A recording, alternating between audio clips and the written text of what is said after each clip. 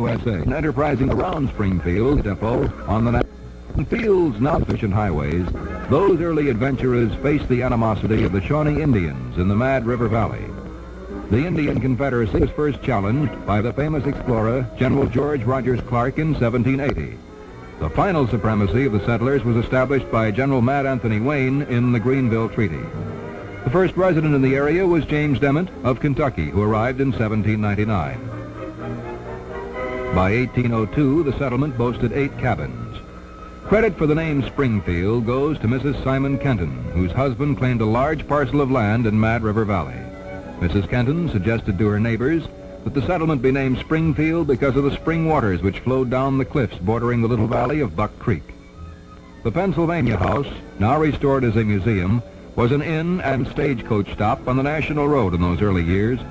Not even the most far-sighted among those weary travelers dreamed that this route would become the national highway coast to coast, and that Springfield would grow to a metropolitan area of 130,000 souls.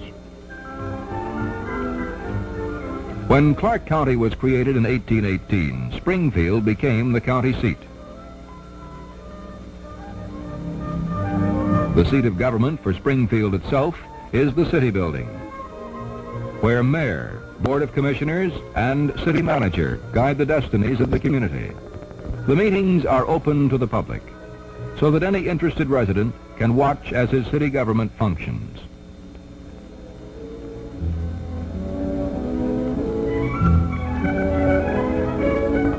Sessions are presided over by the mayor. The city manager form of municipal government is finding wider and wider acceptance throughout the country as the most practical and efficient method of administering a community. Commissioners are selected by the people in nonpartisan elections. A city manager, a trained professional in the art of managing a city's business, is hired by the Board of Commissioners. The engineering department is one of the key operating branches of the municipality. Here's a close-up drawing of part of the Belmont Sewer System, an element in a $3,500,000 bond issue project of storm relief sewers throughout Springfield. City field parties are a familiar sight around the area as the instrument man and rod men stake out construction points. Later, after the earth is scooped away, a 42-inch sewer pipe is laid into place as another link in the Belmont chain.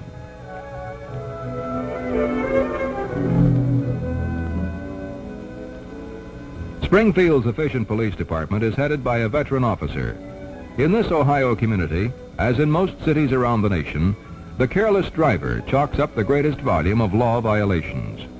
Traffic studies are made constantly to pinpoint trouble centers and action taken to correct conditions.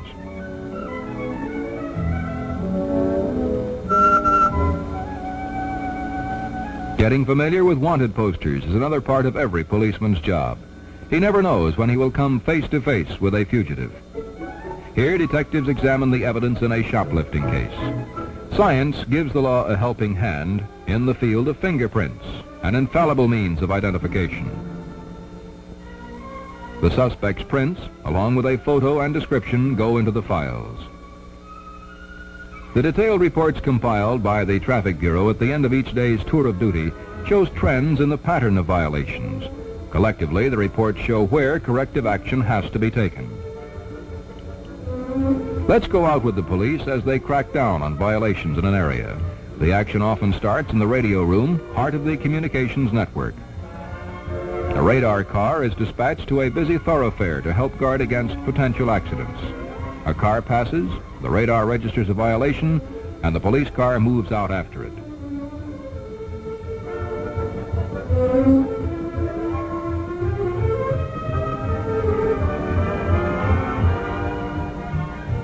Voluntary car safety checks are another means of preventing accidents. The need for continuous study in new firefighting techniques and better fire prevention methods is constantly on the minds of Springfield's expertly trained firefighting force. Here, the department's platoon chiefs confer with the head of the force. An accelerated training program with a permanent drill master began in 1953 and continues today in all phases of firefighting. The community is proud of the record of its fire department over the years, not only in fighting fires, but in helping to prevent them. per capita fire losses have been consistently low compared to the national average. Daily inspection keeps the fire apparatus in excellent mechanical condition, and a long-range replacement program is paying dividends by keeping down excessive replacement costs.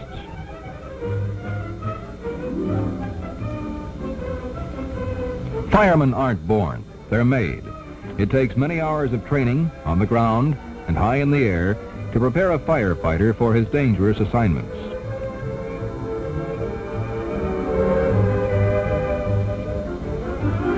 Special techniques must be learned to cope with stubborn blazes such as oil fires. The department's heavy-duty pumper is one of the key pieces of equipment. Water is directed under tremendous pressure at flaming targets.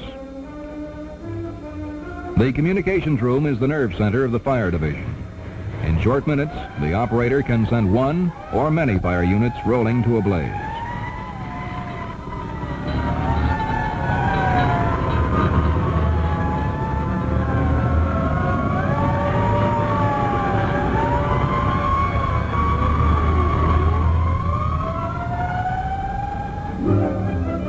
A vital service of Springfield's government is the health department, which takes organized measures for community sanitation, control of communicable diseases, health education, medical services for the detection, treatment, and cure of disease, and widespread research.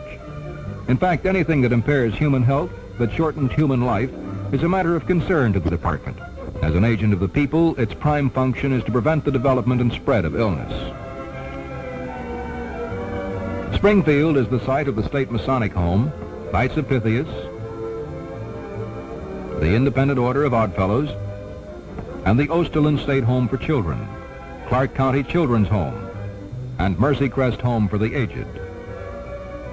Mercy Hospital, completed in 1950 at a cost of almost $6 million, ranging from the emergency room to the inner reaches of the laboratory. Pathology, the branch of medicine that deals with the nature and course of disease, often provides the clues that gives the physician's direction for treatment.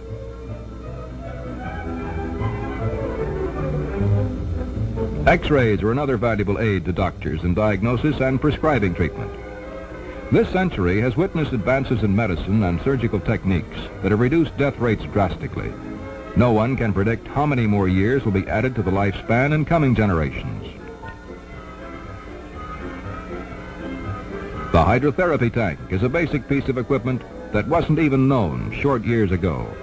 Today, Springfield's youngsters and oldsters benefit from the latest scientific advances in the art of healing. The city's annual birth rate of approximately 23 per 1,000 persons far exceeds the death rate of about 10 out of every 1,000 residents. Springfield has modern schools, and their curricula was considered by educators as models to copy. The Snowhill Elementary School is typical of others in the city, which have benefited from some $15 million appropriated since 1945 for school expansion. The Springfield system comprises 22 elementary schools, 5 junior high schools, and a senior high school, with another under construction. The public school program, in recognizing the entire needs of the school system, has gained considerable fame in the educational field. Larger cities are using the Springfield system as a pattern for their own building programs. Elementary buildings are mostly one-story to provide maximum safety for children. Schools are designed to double as community centers with large gymnasiums, auditoriums, conference rooms, and lunch rooms. Other facilities include 2-channel radio, public address systems, health rooms, and all-weather playrooms. Broad protected play areas surround the buildings. The principal of Snowhill Grade School typifies other administrators whose duties range from meeting with school patrol boys to conference with top city officials. A school administrator must be a man of many talents. Ridgewood is one of the private schools that supplements the public school system in Springfield.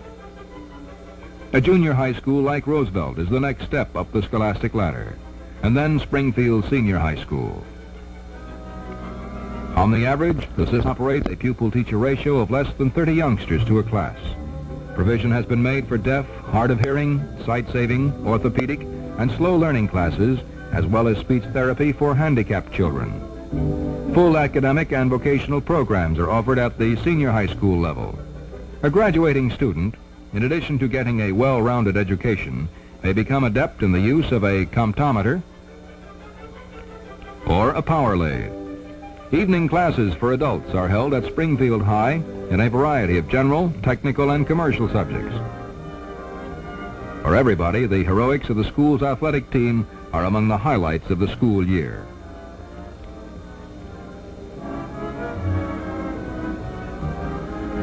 Springfield's new Catholic Central High School was opened to an enrollment of more than 600 students late in 1958. The $1 million structure is a 3-level building, which was 3 years in the making. It complements the 5 outstanding parochial grade schools. Wittenberg College, founded in 1845, is one of the nation's great institutions of learning. Founded by the Lutheran Church and named after the famous German university at Wittenberg, where Martin Luther taught, it has had a steady growth since classes were first held in the basement of Springfield's first Lutheran church some 20 years before the Civil War. Today, Wittenberg has a plant of 24 modern buildings, including a stadium and a health center. Football is only one of the many additions to school activities since the early years. Some 12,000 alumni live throughout the country and in foreign lands.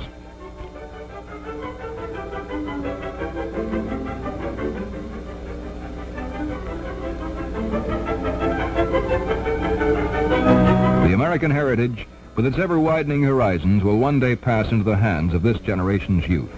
Springfield, by making available the best in education from kindergarten through college, is helping to prepare tomorrow's leaders. Springfield is between the large and small as American cities go, large enough for adequacy, yet small enough for convenience. New housing is going up constantly as couples form new households or seek larger quarters for growing families.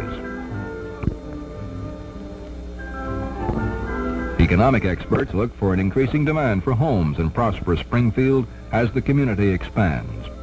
Area builders have been able to keep pace by constructing homes individually and in quantity to meet the needs of families at varying economic levels. Evidence of Springfield's growth can be seen on every hand in the new shopping areas and residential developments.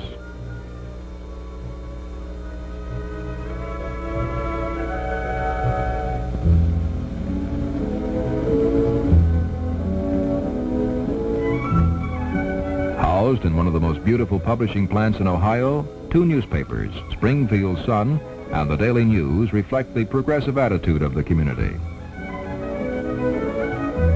Gathering and writing news is a team operation requiring many full-time employees over a 24-hour period.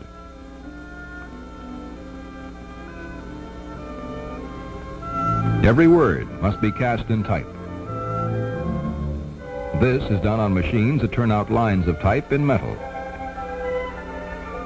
These lines are locked in page forms together with engravings of pictures or art. The metal plates on the huge presses print the newspapers.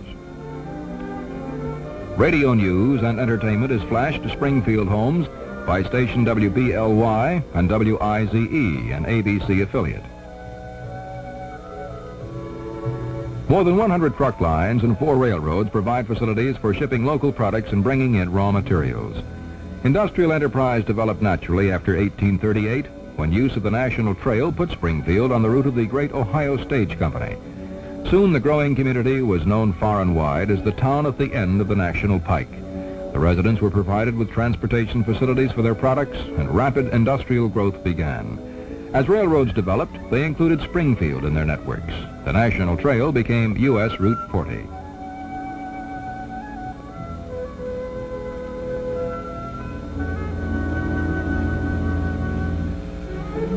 Springfield's runway in southwestern Ohio, 8,000 feet and room for greater length when needed. Here, the Ohio National Guard 162nd Tactical Fighter Squadron of jet aircraft is based. And there is plenty of room for private single-engine craft as well as commercial craft for business purposes.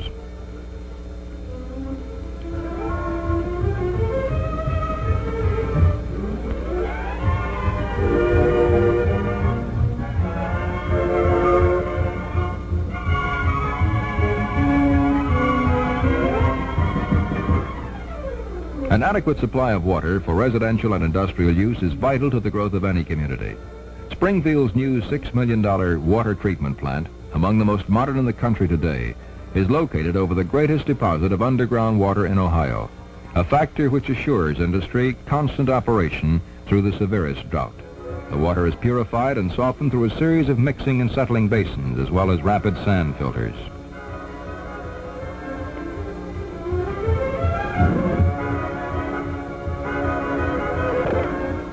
Chemical and bacteriological analyses of the water are carried on constantly. Electric power is essential in the development of any community, and as far back as 1883, electric power was available to Springfield citizens. And today, electricity is available at a moment's notice for all of Springfield. Missions in this modern control room, to the hard-working crews expanding electrical service and instantly available for immediate repairs. These are the partners bringing efficient service to the fingertips of Springfield families and industry. Industrial production in Springfield is highly diversified. A foundry turns out steel. Trucks in many sizes pour off assembly lines. Diesel engines up to 2,000 horsepower class are built. Heavy-duty road building equipment. Powerful cranes for industrial lifting. Motors for an infinite variety of uses. Sturdy fans. Machine tools used in the manufacture of other equipment. Row upon row of sensitive thermometers. Offset and letterpress printing facilities. Pulp and paper manufacturing equipment. Wire baskets for home and commercial use. Thermos jugs. Huge power-packed turbines. Efficient Scotch boilers. Rich-looking dignified caskets. Lawnmowers in both the push and rider types. Labor-saving lawn sweepers. Around the outskirts of Springfield lie thousands of acres of industrial sites with plenty of industrial gas, electricity, water, railroads, and excellent access highways. Two of the pioneer plants in the new industrial territory north of the city are the Bauer Brothers Company and the Steel Products Engineering Division of Kelsey Hayes. Springfield manufactures more than $100 million worth of products each year, products which assure stability in growth. Clark County farmers are among the most prosperous in Ohio. Springfield is the birthplace of 4-H clubs, now spread throughout the world. The original 4-H club was formed here in 1902 by A.B. Graham, a schoolteacher. Few men have lived to see an idea encompassing the best traditions of rugged American enterprise grow as constantly and faithfully as the 4-H clubs. Springfield, indeed a progressive city, can boast also of its exceptional recreational facilities, which rank with the national standard.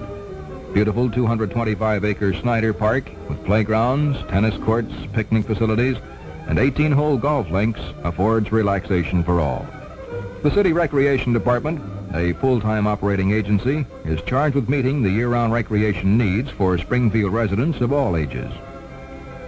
A planned program of improvement of existing areas and acquisition and development of new areas is rapidly bearing fruit. Under construction now is the 340-acre Reid Memorial Park. This park will include a wildlife sanctuary, a zoo, an 18-hole golf course, fishing ponds, baseball diamonds, tennis and shuffleboard courts, archery range, playground areas, picnic areas, concession buildings, and sanitary facilities. Clark and Hosterman Lakes nearby are constantly stocked and reserved strictly for fishing. The major part of these improvements have already been made, but the Commission is always alert to add to the community's enjoyment of its free time.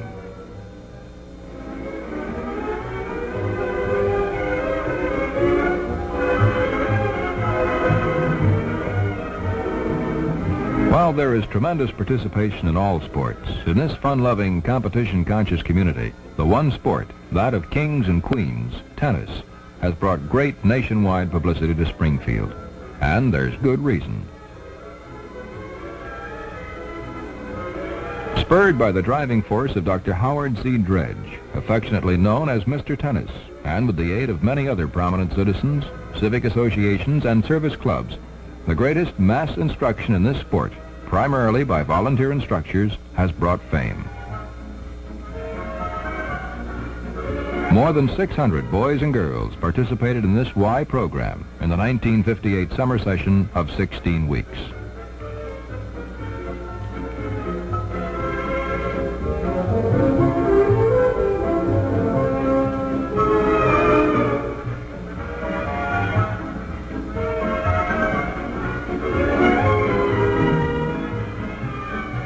The Northwood Hills Country Club is a new addition to the area, and of course the challenge of the golf course is one of the prime attractions. Thus, with the Springfield Country Club, there are 4 links where duffers can get to work on Old Man Par.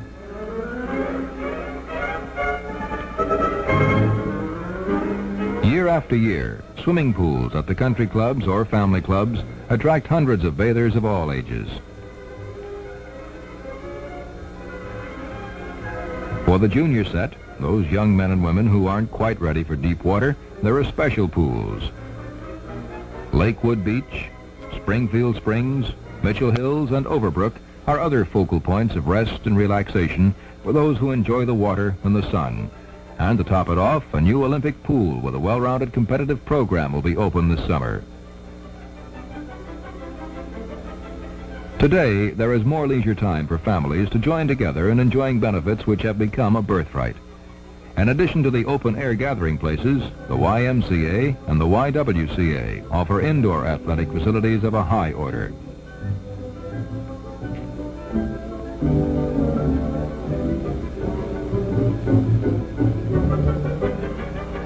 For many youngsters and oldsters as well, bowling is a main source of athletic enjoyment. Friendly competition between teams adds to the fun.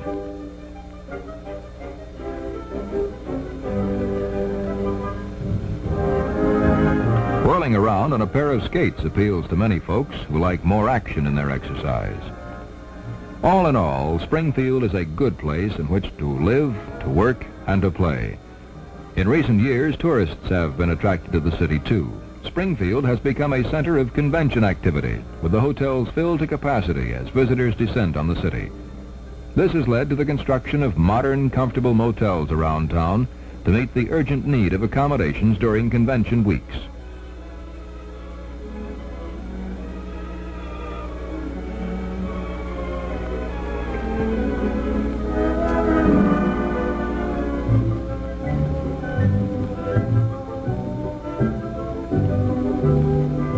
The Clark County Exposition Center, home of the largest county fair in Ohio, has modern exhibit buildings, meeting halls, indoor and outdoor show rings, and spacious cattle barns. Culturally, Springfield is ahead of most communities. In its Clark County Memorial Hall, its people listen to their own symphony orchestra. Proof of cultural interest and monetary support is indicated in that a resident conductor has been retained since 1948, and guest artists are the top names in the field. Stage productions by 2 amateur theatrical groups, Civic Theater and the Playbox, have a great following. Springfield gave the theater Lillian Gish and the popular team of Clark and McCullough. Young people are provided with the finest instruction in all the arts. Art exhibits are sponsored by the Springfield Art Association. Wittenberg College, of course, contributes a variety of activities to the cultural environment. In the realm of literature, Springfield residents included Lloyd C. Douglas, author of Magnificent Obsession, William Riley Burnett, author of Little Caesar, and 2 famous publishers, Adam Wagnalls and Isaac Funk.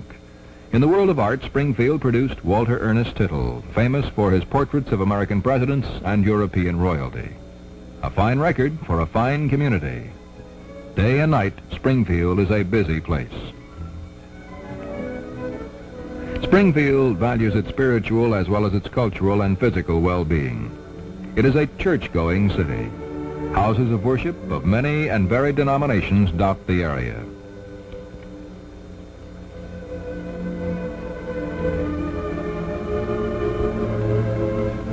There are youth organizations, men's clubs, women's circles, study groups, all formed by church members as a source of moral, social, and spiritual satisfaction. In Springfield, folks reflect human goodness in a multitude of ways. In the brief period since our nation was born, man has made more progress than in all previous centuries of history. The benefits of our great wealth have been more widely distributed among families in the United States than in any other country at any time.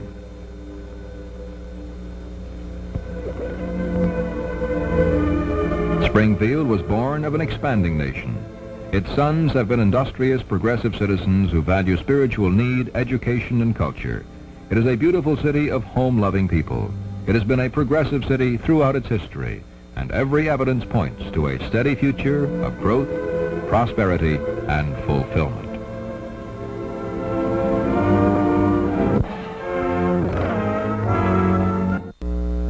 Some 75 small presses are constantly...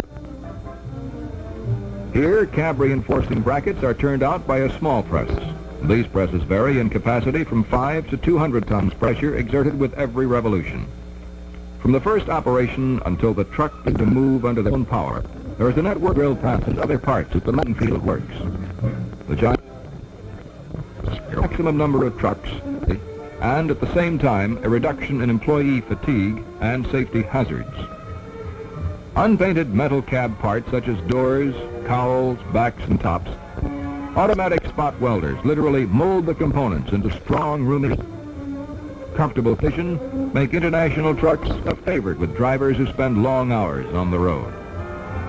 International truck cabs, like all other parts and components, are designed and built to withstand the punishment of the worst road conditions. To minimize manual effort, automatic airlifts and electric hoists are used to transfer cab units to conveyors moving toward the trim department and final assembly. Sheet metal paint inspections of the hood and other parts are in keeping with the long-standing Harvester slogan, "Quality is the foundation of our business." Before reaching final assembly, cabs get the finishing touches. These include instrument panel fixtures, wiring, windshield and wipers, and all window glass. Precise scheduling becomes extremely important as the cabs are completed.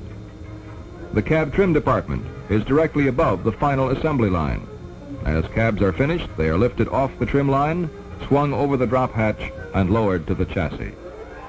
Since truck parts are assembled to different specifications, it's imperative that the right chassis meets the right body at the right time.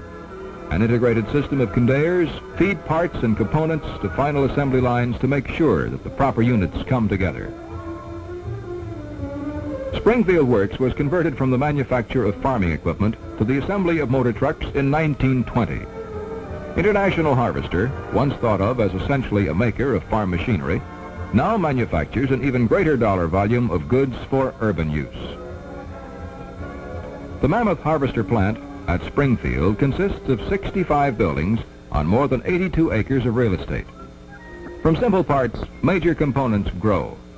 Properly matched parts and meticulous assembly are the magic ingredients that assure quiet operation and long life in international trucks. From the smallest gear in the engine to the largest piece of stamped sheet metal, the trucks rolling off the Springfield assembly lines are put together with infinite care by skilled craftsmen.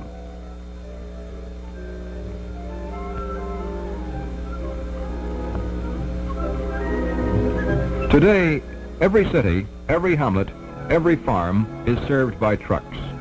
America has the greatest transportation system that the world has ever known. Directly or indirectly, the average American family has a truck working for it about 2 months out of the year. Truck transportation creates jobs for 1 out of every 10 employed persons in the nation. Trucks, such as this light-duty pickup, perform 1,000 chores all over the country. Yet our complex and efficient transportation system was developed within the span of a human lifetime in typically American fashion, not by government edict or subsidy, but by free men engaged in friendly competition to earn the customer's goodwill and patronage. At International Harvester, the prime goal always is to build the best trucks to help the community and the nation grow and prosper.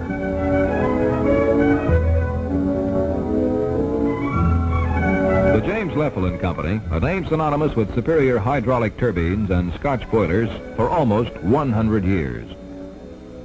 It was in 1862, in the troubled times before the Civil War, that the James Leffel & Company was established in Springfield. Since that faraway year, through good times and bad, the company has progressed steadily in industrial production, while always maintaining high standards of quality. Many of the company's employees have spent their entire working life with the firm, some as long as 50 years. Experienced craftsmen operate unique equipment, such as a vertical boring mill that is one of the largest in the Midwest. And there's nothing small about this cast steel Francis type water wheel runner being measured and checked by technicians. In the days before hydraulic turbines, water wheels were a principal source of power. Modern turbines are mainly used to drive electric generators. The generators in turn produce vital hydroelectric power. The company's huge vertical boring mill performs yeoman service in machining a plate steel spiral case turbine unit. The boring mill is capable of handling pieces as much as 24 feet in diameter. The James Leffel and Company is the oldest and most respected builder of hydraulic turbines and steam boilers in the country. Its home has always been in Springfield, Ohio, though constant growth has made 3 changes in plant location necessary over the span of a century. It takes a lot of factory floor space to assemble powerful turbines.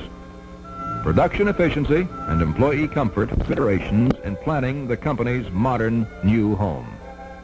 The products of the James Leffel and Company, while sold largely in the United States, have been shipped to almost all the countries of the world. Exports have been made to Central and South America, Mexico, Alaska, Africa, and other countries. While establishing its excellent reputation in the United States and abroad, the company has also earned considerable local applause for actively supporting many Springfield civic projects. Here's a big Scotch-type boiler shell being prepared for riveting on the 90-ton Bull Riveter. Scotch-type steam boilers are used to develop process steam, in use by some 100 different industries throughout the world. The Leffel nameplate has a special significance. Customers know it represents the best constructed machinery of its kind on the market. The James Leffel and Company name has always been and will continue to be a watchword for quality.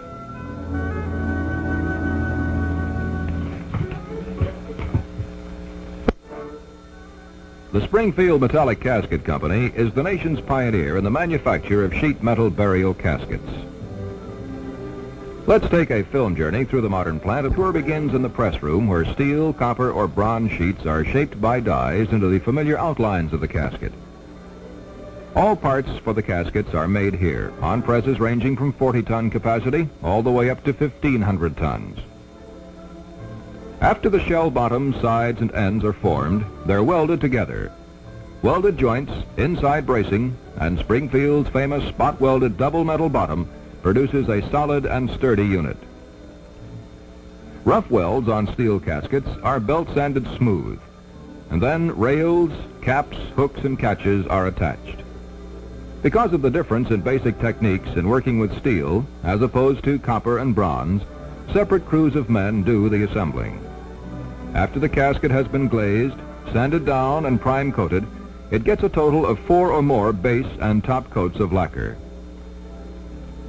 A wax and abrasive buffing brings out a high luster. In the company's hardware plating department, skilled technicians apply nickel, silver, and bronze finishes to steel tubes. After the hardware is removed from the plating tanks, the finish is brought out by wet brushing. Buffing and polishing helps produce finishes that are envied by all builders of casket hardware.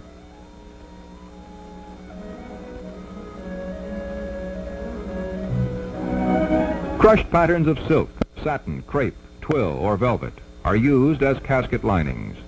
Fabric is placed on a crush board and forced down by special forms. Steaming and pasting holds the shape of the cloth after the forms are removed. Shearing is accomplished on elaborate 11-needle machines. There are 3 types of interiors: tailored, crushed, and fluted. Each requires skilled artistic hand operations to produce the rich interiors for which the Springfield Company is famous. Here is the casket before the final inspection. Inspections are the responsibility of men who are thoroughly familiar with every phase of casket manufacturing. The lustrous finish must be smooth, the hardware properly plated, and the interior spotless and evenly applied. The caskets are packed in pine or plywood and shipped by truck or rail to points all over the country. Since 1884, the Springfield Metallic Casket Company has continuously been an energetic and progressive leader in the burial goods industry. Its universal reputation for the highest quality products has been rightfully gained and is being carefully maintained.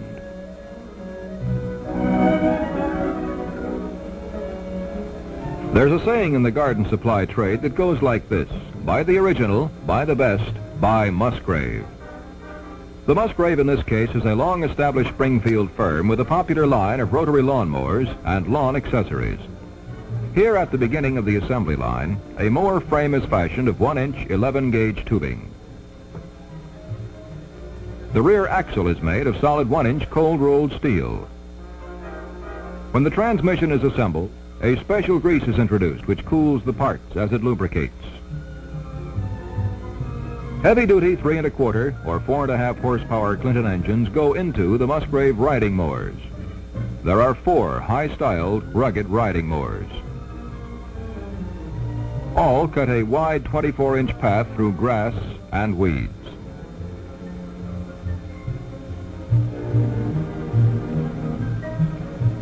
Individual parts are painted in a specially adapted waterfall paint spray booth with quality enamels. The parts are then placed in an infrared oven to bake on the enamel. Wide rear tires deliver 4-wheel stability on slopes or level ground. Diamond or chevron treads are designed for strong gripping action. The heavy steel tubing for the frame is bolted together with steel cross members and iron castings. All exposed hardware is zinc-plated and rust-resistant. The Clinton engines are 4-cycle cast iron units with recoil starters. The 4 1/2 horsepower engine, used on the Musgrave Mocycle 1200, is capable of a speed of 6 miles an hour. The speed clutch is controlled by the throttle, foot pedal, or both.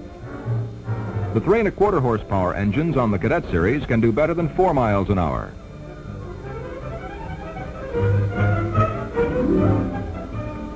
The cutting blades are fashioned of heavy-duty spring steel.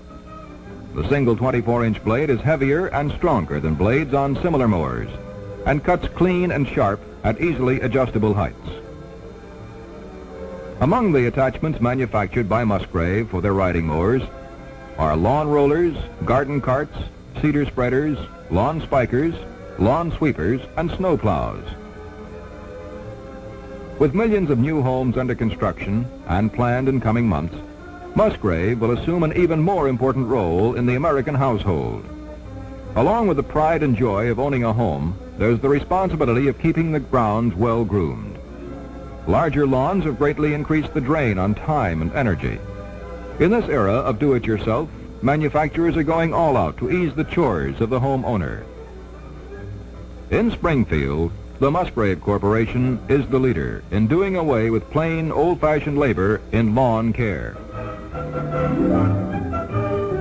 The Robertson Sign Company, among the nation's largest custom-made can and metal sign manufacturers, has been supplying customers with steel, brass, and aluminum products for years.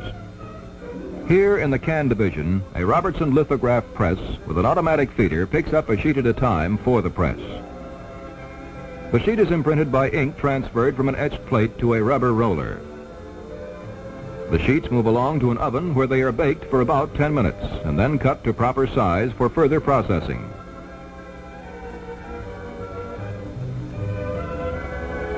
This high-speed flat blanks are bent around a mandrel. Interlocking hooks on the side edges of the blank are forced together, and then a seaming machine puts a ring on each can body and curls the 2 parts together. Just about everybody uses picnic jugs, but hardly anybody gives a thought to how they're made. After large punch presses stamp out the covers from decorated sheets of metal, openings are pierced in the center. An operator at a smaller punch press places an aluminum collar in the press and then positions the cover over the collar. The press descends to squeeze the 2 parts together. Flat blanks cut to size are first notched in the corners for a later operation, run through a roll former to make the familiar body of the picnic jug, sealed along the side seams, and then a roll flanger turns the metal outward on the edges of the cylinder.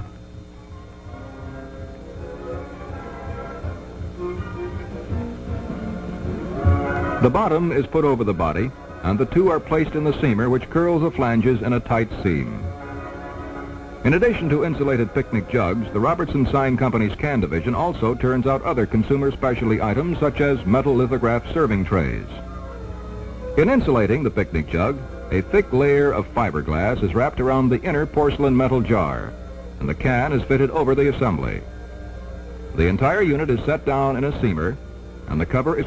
At the next stage, an instruction sheet is placed in the jug, a rubber gasket is positioned, and the handles are riveted to preset brackets. Excess lubricant used in the manufacturing process is wiped away, and a preliminary inspection is made to locate any imperfections. Further along the line, a foreman makes a second and final inspection to assure that the jug meets the company's high standards of quality. A plastic cap is the crown that completes the jug. Into a shipping carton goes our picnic jug, wedged securely in place by Protective Pack Sign Company, where products are built right to stay right. The Ohio Thermometer Company, founded in 1934, is a widely known Springfield firm which manufactures thermometers, barometers, precision-level vials. The company recently completed a $125,000 expansion program to add manufacturing space for products designed by the talented staff of drafting engineers. The making of thermometers is a careful and painstaking operation. Here, the bore size and outside dimensions of glass tubing designed for thermometers are measured with pinpoint accuracy. This is one of many precise inspection processes. After the glass has been measured, it is cut to the proper length, and the bulb at the end is formed. The method used by this technician is one of several techniques used in forming bulbs.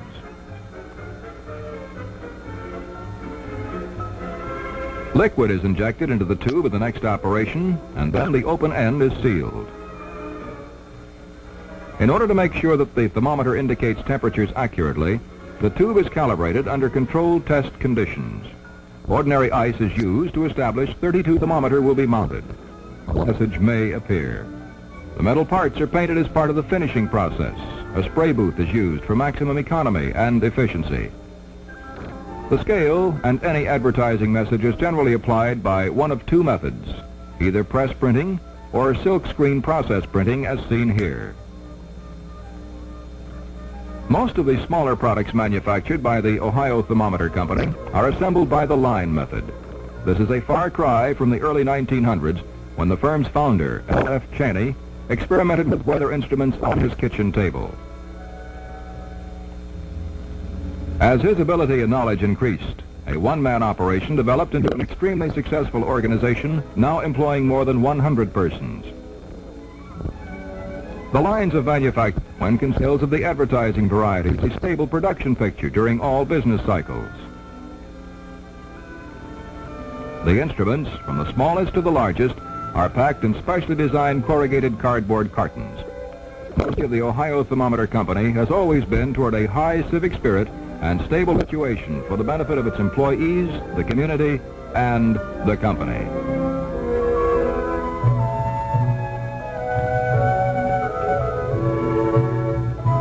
On June 15, 1915, the Guardian Bank opened its doors to the people of Springfield.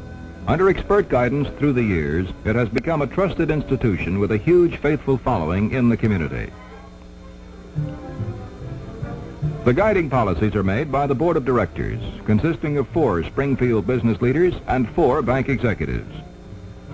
While every borrowing need can be handled in the personal loan section, real estate and commercial loans are normally serviced by executive officers of the Guardian.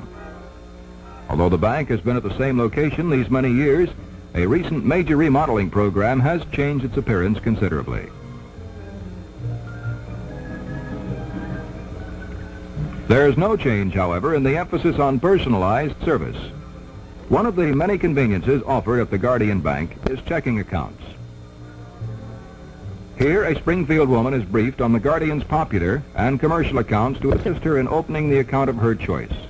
The woman has introduced Guardian's personalized check service, with the first 50 imprinted checks free. After her initial deposit is received by a teller, friends. A fascinating program brought to Springfield by the Guardian Bank is the unique Bank of the Month, a series of authentic replicas of cast-iron antique coin banks from the Book of Knowledge collection. The replicas of banks popular in Grandpa's day show that saving was and still is fun. Consumer financing of home improvements, autos, major appliances, and other personal needs is another vital service offered to the community. An all-purpose saving club is still another method to encourage systematic saving to meet expenses rations. The Treasurer's Office is the heart of the everyday mechanics of banking operations. Machines have greatly reduced the time and effort in processing a day's work. The bookkeeping machine has lightened the burden once endured by the clerks who perched on high stools and under green eye shades kept meticulous account of all transactions. Now accounts are charged and deposits posted in easy automatic operations. Yet at the same time, even checks, the mainstay of our business world, are canceled by a special machine. Fires and thefts take a heavy toll annually of personal valuables in the home. And that's why the Guardian Bank's safety deposit boxes, which provide continuous 24-hour protection, are so much in demand. The Guardian Bank, faithful servant of the people. These, then, are a handful of the many industries that help make Springfield, Ohio, a city of progress and provide goods and services to people throughout the world, as well as on a local level. Located in the heart of one of America's richest industrial and agricultural areas, Springfield boasts more than 250 industries within a 10-mile radius. The community is rich in recreational facilities for the men and women who contribute to its greatness will someday take over the down to them by the operation. The motto of Wittenberg College in Springfield is, having light, we pass it on to others. People of the area, it's a way of life, born perhaps with the courageous pioneer men and women out of the wilderness, where the glorious past meets a promising future. Around there's of industrial sites with plenty of industrial gas, electricity, railroads, excellent access of highways, and an adequate water supply. Springfield's new city. The story of industrial Springfield is made up of the accomplishments of its people in their search for better living. Into the great diversity of industrial products go the skills and experience of Springfield citizens. When you think of electric service in Springfield, you immediately think of Ohio Edison Company. And when you move into a new, electric service is high on the priority list. Ohio Edison provides the energy that keeps the city's stream of productivity flowing. Whether it powers the community's television sets or its drill presses, electricity is a constant and faithful servant. Trained specialists in Ohio Edison's home economic staff demonstrate the newest equipment and techniques. The street lights that keep Springfield bright and safe at night for both motorists and pedestrians are another responsibility of Ohio Edison. A special lift truck hoists street light maintenance men to the top of light poles to check for burned-out bulbs. In addition to providing and maintaining street lighting, the company utilizes a staff of commercial lighting experts to work closely with shop owners in planning and installing both interior and exterior lighting. The combination of public and commercial lighting gives downtown Springfield a colorful nighttime look. Coal in a giant storage yard on the site of Ohio Edison's Mad River Power Plant on the western outskirts of the city is the source of the electric power that serves Springfield. Inside the Mad River plant, ordinary lumped coal is conveyed from the storage yard into these giant pulverizers, which grind the coal into a fine powder-like substance. The powdered coal is mixed with air as a constant check is made to assure that the equipment is functioning well. The blend of powdered coal and air is blown upward through huge pipes into a boiler. In the boiler, the mixture is fired. It heats the water to the boiling point, converting it to steam. The steam generated in the boilers is piped at high pressures to the turbine room. The force of the steam turns propeller-like blades inside the great turbo generators, and their spinning action creates electricity. Here again, Mad River plant technicians keep a close watch on the equipment to make sure it's operating properly. The nerve center of the power plant is the control room, where a bewildering array of dials and gauges report the continuing story of Ohio Edison's output of electricity. Trained engineers can read the story in a few glances. As the control staff reads the dials, the power created in the turbo generator surges through a step-up substation and then onto high-voltage transmission lines which dispatch power all over the 9,000 square mile area served by the system. To keep the system in top working order, Ohio Edison maintains service branch buildings in all of its divisions. Trucks roll out constantly on routine or emergency service assignments, keeping in touch by two-way radio.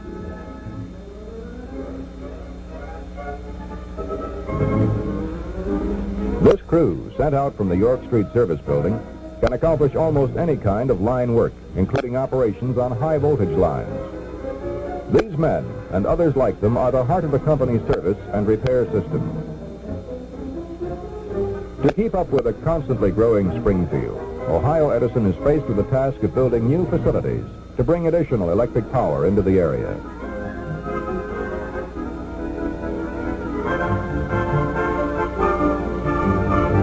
This giant tower is being constructed to carry a 138,000-volt interconnection with another electric company. Like most steel towers designed to carry high voltage, the unit is assembled in large sections on the ground, and then the sections are lifted into place by a large crane.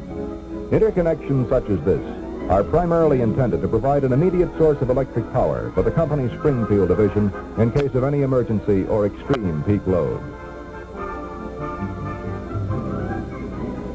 Facilities such as these make Springfield a highly desired location for any industry that requires large amounts of low-cost electric power in its daily operation.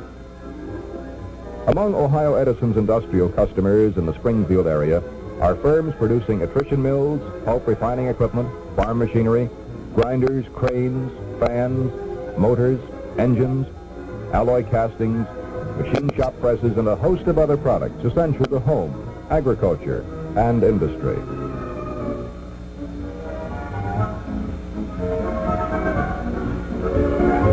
Ohio Edison builds substations such as this to step down the voltages for distribution purposes. Complicated apparatus at these substations instantaneously converts power from transmission voltages and sends it to Edison customers on demand at the speed of light. The customer places his order with a simple flick of a switch.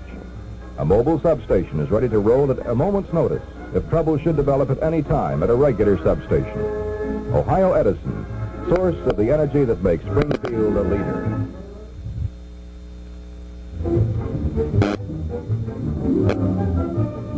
Two men, a foundry, and a small capital investment were the beginning of Robbins Myers, now one of Springfield's leading industrial firms. In 1877, Chandler Robbins bought a small foundry and machine shop in the city.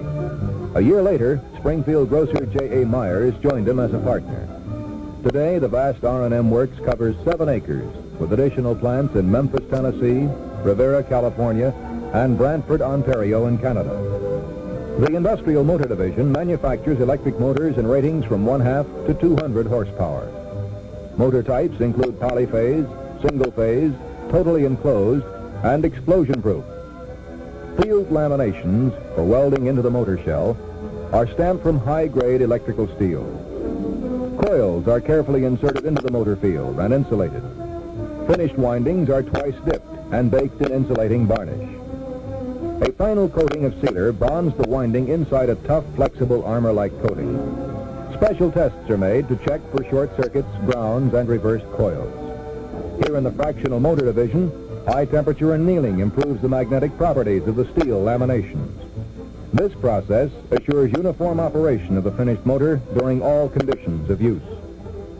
Die-cast rotors for induction-type motors are another part that must be fashioned for uniform electrical and mechanical qualities. Robbins Myers manufactures both standard and custom-designed motors. The firm has earned wide reputation for custom-built motors designed for specific applications. In order to meet rigid engineering specifications, a high degree of design ingenuity has to go into the creation of the motor.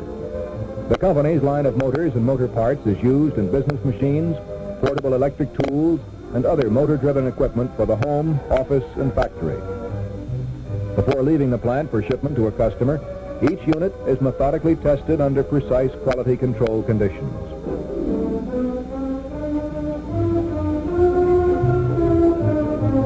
Another branch of the Robbins Myers operation is the Motor Parts Application Division. Here, a unique automatic armature winding machine produces armatures with physical and electrical characteristics far exceeding those obtained by conventional winding methods. Quality construction is essential, since the motors often perform at relatively high speeds and are subjected to varying loads. After a tour through the modern and varied facilities of the R&M plant, it's hard to visualize that for the first 20 years of the firm's existence, the principal product was bicycle frames. The manufacture of electric fans began in 1897, and out of this grew the production of motors for fans in general use. There was a sizable growth through the years, and in 1929, Robbins Myers began to manufacture hoists and cranes. In 1932, the full-scale production of industrial fans began. The company went into the pump business in 1936. Here, the famous R&M Moino pump elements are created on special lathes. The Moino pump is unique for its ability to handle almost anything that will push through a pipe, whether it's a water-like liquid or a thick abrasive slurry. Moinos are used widely in the chemical and food industries. They can handle such materials as potato salad, plaster, whole cherries, and similar difficult substances.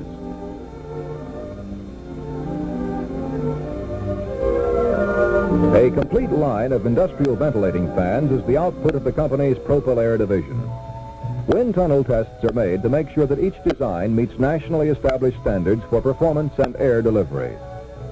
Propeller sizes range to 5-foot diameters, and air delivery goes as high as 100,000 cubic feet per minute.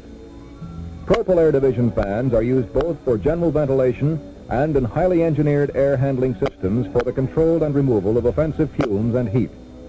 Corrosive fumes, high-temperature exhaust, explosive fumes, abrasive dusts, and dirt-laden air are just a few of the conditions that the fan shown here would clear away quickly and efficiently. These products have contributed much to the fame of Springfield as an industrial center.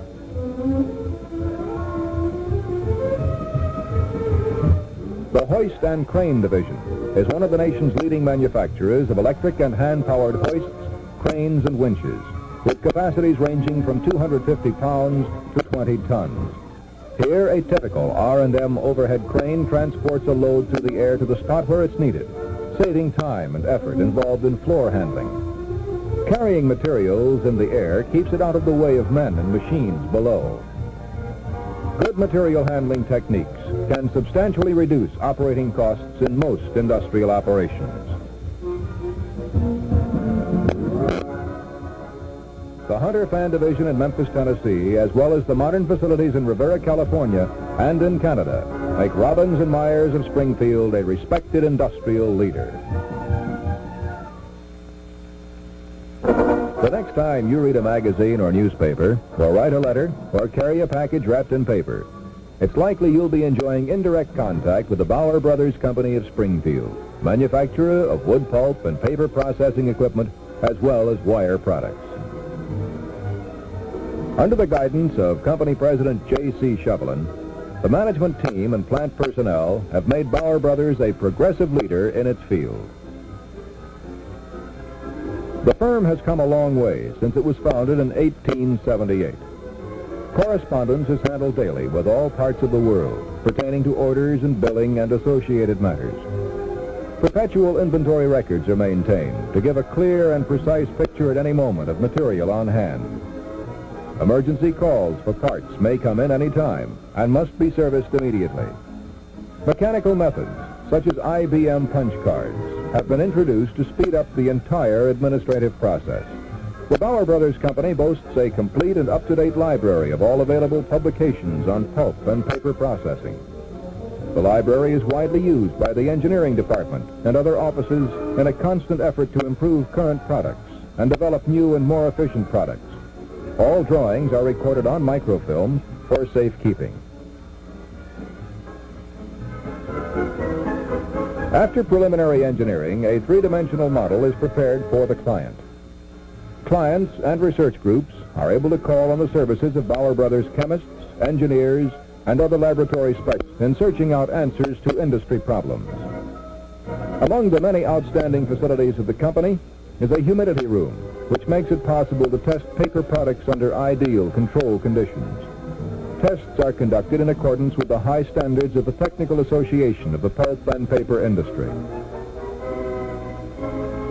Personnel from the laboratory travel all over the world, directing and servicing the operation of pulp refiners in such places as Canada, Hawaii, New Zealand, Europe, and Japan.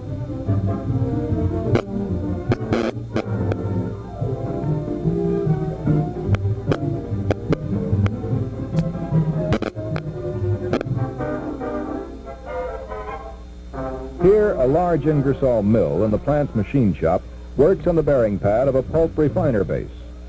Another huge piece of equipment is a Cincinnati boring mill used to perform a roughing operation on a 40-inch stainless steel refiner head. Many large lathes are employed in various phases of Bauer production. Among their uses is the finishing operation on a refiner head and shaft assembly. Under the present ownership, the Pulp and Paper Division has expanded, and many new products, including century cleaners, press refiners, and new types of refiners have been designed and tested. Wood pulp processed through Bauer refiners is used in the making of high-grade magazine paper for publications such as Life and Time.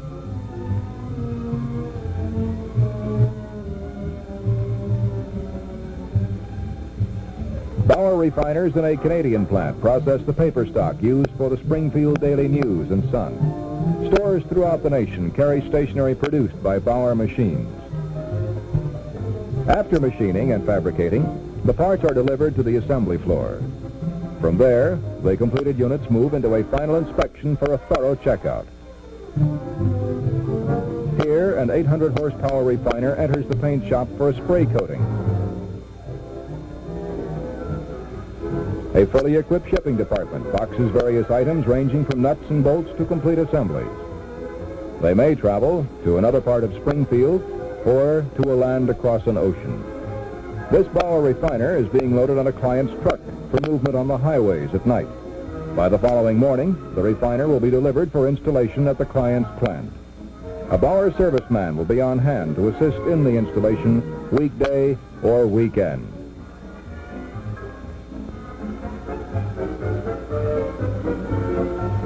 A few years ago, the Bauer Brothers Company purchased some 35 acres north of Springfield as the site for a new plant to house the full operations of the company. Construction of a new and modern foundry has been completed. Here in the Foundry Division's metallurgical laboratory, a technician runs a control analysis on production items. An Osborne machine, one of the division's pieces of basic equipment, is capable of a full-scale molding operation. At the press of a button, the machine performs its intriguing chore. At the end of the automatic molding cycle, the cope is placed on the drag by the operator, and the mold is closed and prepared for pouring. Next up, a charging capacity of 800 pounds. The furnace is designed to reduce physical labor in the casting process to a minimum, increasing the overall efficiency of the operation. The furnace attendant is tapping 400 pounds of molten iron maintained at a constant temperature of 2,700 degrees Fahrenheit. The history of the Bauer Brothers Company parallels the history of Springfield over most of the last century. The firm was established in 1878 as the Foods Manufacturing Company. In 1904, the Bauer family assumed ownership. The Spfld are names of the firm and are guiding it to new heights. The new foundry, with its precise conveyor line, which transports molten metal to the pouring floor in a minimum of time, is one of the accomplishments of Spfld management. Once there, the molds remain for a time to harden the metal, and then the castings are automatically shaked out.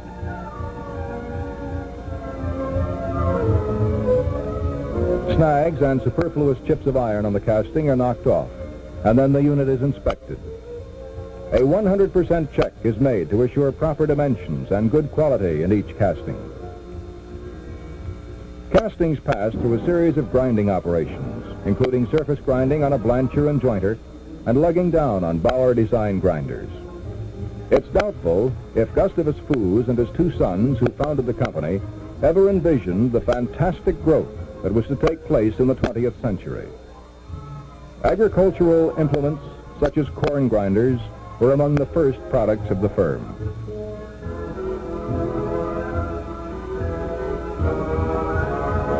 After the Bowers took command shortly after the turn of the century, the agricultural line gradually disappeared in favor of industrial machinery, such as seed cleaning machines, attrition mills, separators, and shakers. Right after the First World War, Bauer experimented with the use of double-disc mills as a pulp refiner for paper mills. The first refiners were shipped in 1925. A year after the Shevlin interests assumed management control in 1946, a wire division was established as an additional enterprise. The first major order was for fan guards for Robbins Myers products. Since then, the division has expanded into the manufacture of stove racks, refrigerator shelves, and freezer baskets for most of the leading appliance manufacturers in the country. Bauer tool and die makers prepare dies for the wire products, as well as for products of other divisions of the company. Materials handling equipment of modern design transports coils of wire to a special building for the storage of raw wire. In a month's time, 400 tons of wire are used. In one processing operation, coiled wire is passed through fixtures which straighten the wire and cut specific lengths. The automatic Dutchman, a Bauer-designed machine, produces shelving not by the piece, but by the mile. Cross wires are fit automatically to rail wires for welding. After the electro-welding, the shelving wires are trimmed to the proper dimensions. Then continuous shelving is cut off in sections of proper length. An inspection and secondary welding operation will complete the job. Freezer baskets are taking shape here for a deep freeze unit built by a nationally famous manufacturer. Baskets and racks and appliances in homes from San Francisco to Boston were produced in Springfield's Bauer plant. Another conveyor carries the fabricated wire units to the plating department, where complete automatic facilities are available for copper, nickel, chrome, and zinc plating, in addition to lacquer finishing. Special containers have been devised to simplify shipping problems and lessen the danger of damage to wire products. Springfield's excellent transportation network on the highways, by rail, and in the air is used to rush company products to waiting customers. Springfield's reputation as Ohio's best city is due in no small part to the fact that it is the home of Ohio's best industrial firms. For more than 65 years, the name Buffalo Springfield has meant the most advanced design and highest quality obtainable in compaction equipment. The Buffalo Springfield Roller Company is the world's largest and oldest exclusive road roller manufacturer. In the company's steel yard, castings, forging, steel plate, sheet steel, and other stock purchased as raw materials wait for reworking and finishing as necessary. The items will be cut, shaped, machined, and fashioned into a component in the final product assembly. Extensive welding operations are employed to produce sub-assemblies such as frames, wheels, and other basic parts. One of the most intriguing factory operations is the bending of heavy steel plate into rolls. This powerful machine, one of the largest of its type in the Midwest, can bend and roll plate up to 3 inches in thickness. While many companies are diversified in their product operations, Buffalo Springfield devotes its entire effort to the manufacture of the world's finest roller equipment. While the firm has grown and prospered through the years, no less than 40 other companies have entered and withdrawn from the roller industry. Large machine tools are required to handle the big parts that go into rollers. Here, a 60-inch diameter roll is machined to a microscopic tolerance. Before 1889, most of the steam rollers used in this country were imported from England. In that year, the founders of the present firm began to experiment to develop a new and better type of roller. By 1902, the Springfield firm was producing the first of a long line of improved tandem and 3-wheel steamrollers. Today, of course, many types of gasoline and diesel engines have replaced the old steam engine. Most of the basically sound features embodied in current road roller designs are the result of Buffalo Springfield research and development. All machines are thoroughly tested before being released for delivery to customers. Parts are checked for proper alignment and adjustment, and the units are serviced to make them ready for use on arrival. The rollers are used for compaction of lawns, sidewalks, driveways, factory floors, parking lots, streets, highways, airport runways, dams, embankments, and a variety of special projects. A distributor organization of some 75 domestic and 50 foreign companies handle sales and service. Rollers are transported by rail and truck to all parts of the United States and carried by ocean-going freighters to foreign shores. The company's K45 compactor has earned testimonials from contractors across the nation, who credited with saving 50% or more over normal compaction costs. It's built right, operates fast, saves time, makes bigger profits for contractors. Whether it's the K45 or the KX25E or other models, Buffalo Springfield sets the quality standard for the world. Springfield has always been a progressive city, and every evidence points to a future of steady growth and prosperity. Excellent air, highway, and rail facilities are all a part of the abundance of good things enjoyed by industry in Springfield. And few cities of comparable size can match its healthy industrial climate. Economic experts foresee an increasing demand for thousands of new homes, new schools, retail outlets, and sources of goods. The people of Springfield can be relied upon to bestow a flourishing community upon their children. Their dedication means expanded industry, more products, greater earnings, and more security for all. The future shines bright for Springfield, Ohio, a city of progress.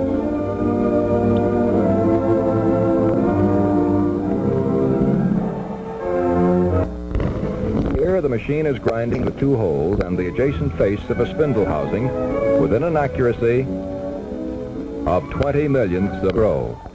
But Springfield is more than a location on a national highway that goes coast to coast. More than highways, shipping, and receiving materials, Springfield is people.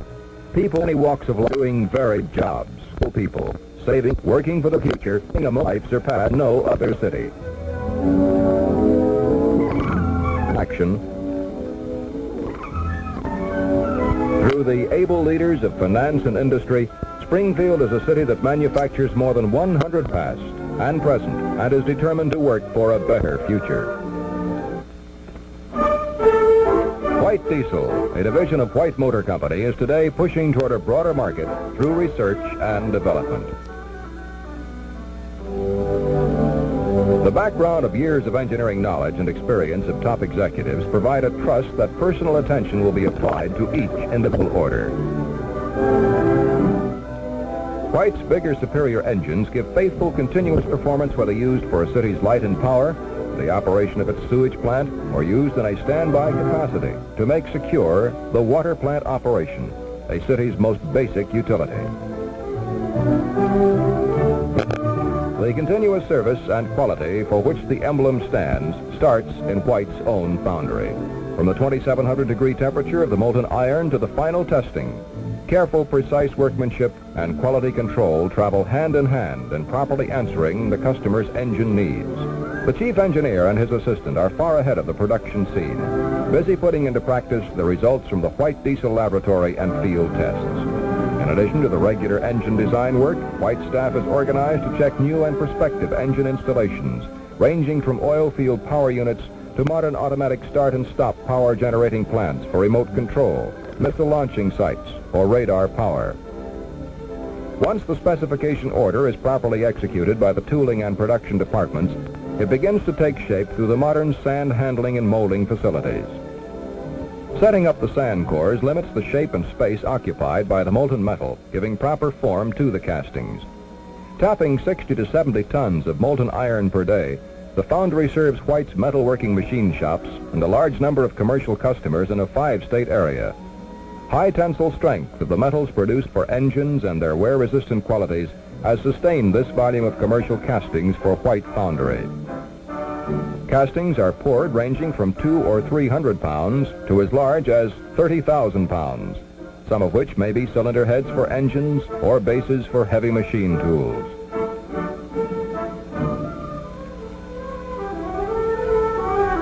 Grinding wheels or chipping hammers do the final cleanup job. Tests of durability completed on the molten metal show that the furnace can be tapped and poured with definite satisfaction. The screw machine department produces more parts than any other section of the White diesel plant. Quality control every step of the way is the keynote at White. The screw machines perform many operations to finish special nuts, bolts, studs, and a host of other small parts used in Superior engines. Careful inspection of both screw machine products and other small machine parts guarantees the final performance that Superior engine users expect. The intricate machining of bearing boxes assures the proper transmission of power in an engine. Connecting rods are precision-forged parts and are brought through one inspection point to check their fit after machining operation is finished. A good fit of this end rod is necessary to properly secure it to the piston. There are over 100 operations to be performed on big cylinder heads, and White's engines require a cylinder head on each cylinder. Precise machining of the pistons and the finishing of the cylinder liners meet in this department. Both of these important engine components are given a special oil bath before reaching the assembly floor. Having the proper lubrication, the piston and rod slip down into position in an engine. Along the production line come other diesel and gas engines in their parade through the plant to the final testing. Only by systematic record and test and proper interpretation of results can engine performance be improved. For larger machines, the production department's largest machine tools come into play. An engine cylinder block is shaped up, while other engines are installed with special tanks and accessories which require finish machining, assembly, and operations before being shipped to the corners of the world. A cylinder block undergoes a multiple perforation, the drilling of several hundred holes that are required. A huge 10-ton cylinder block has its sides planed to true surfaces. It then undergoes the additional operations that will make it into a power producer that can be relied upon.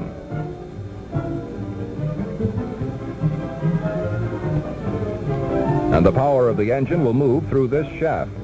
The shaft undergoes 110 steps in a sequence designed to complete many surfaces to a finish of less than 1/1000th of an inch. After shaving metal to near the desired dimensions, the operator will actually polish away the final bit of metal to give the finished smoothness required.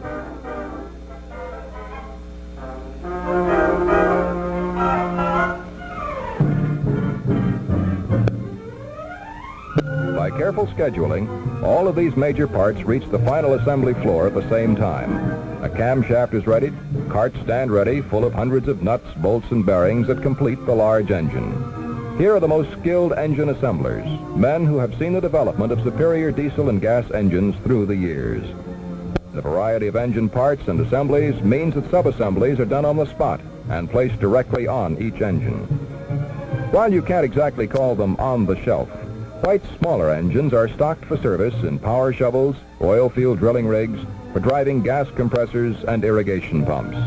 Some of these are brought through production for use in special power generating sets.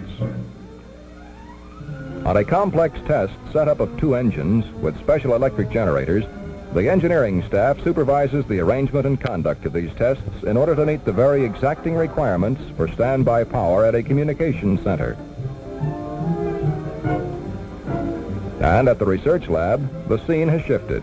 White engineers have set up new equipment and special accessories to meet performance standards that help an engine user do still another new job with superior engines. New fuels are being tested for special engine service in a pipeline. Proper recording and evaluation of data help the oil company get the most service out of these engines and bring oil and gas to you, the user, at lower cost. Today's need for higher horsepower output within the space available for an engine requires constant development.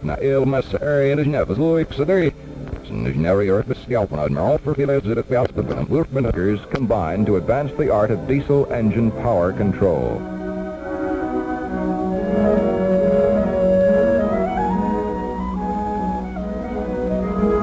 This This same art has produced the world's largest mobile diesel power plant ever to be put on rubber tires. The power unit produces enough electricity for a town of 5,000 people and is built to be an outdoor power station. Even with a protective base coat, the finish painting of big engines is done in this paint booth. On any day of the year, you will find diesel and gas engines or parts moving to the far corners of the earth. Superior diesels are serving in tankers and numerous to mention. And wherever they serve, their service must be continuous. Help generate electric power for the cities of our nation, communication systems, the airways, the radar watchtowers. They never sleep, these faithful power producers, bringing power to your light switch, oil to the refinery, pushing coal and steel or chemicals along the waterways of this country. These are the jobs for White's diesel and gas engines. The White Motor Company of Springfield, Ohio produces truly superior engines. For almost 3/4 of a century, the Springfield Machine Tool Company has been creating precision machine tools. Today, as in the past 70-odd years since its founding by Philip Edward Montanus, the company is managed by his family. Machine tools of the space age require progressive design, modern methods, and precision manufacture, which throughout the years has been the primary objective of the Springfield management.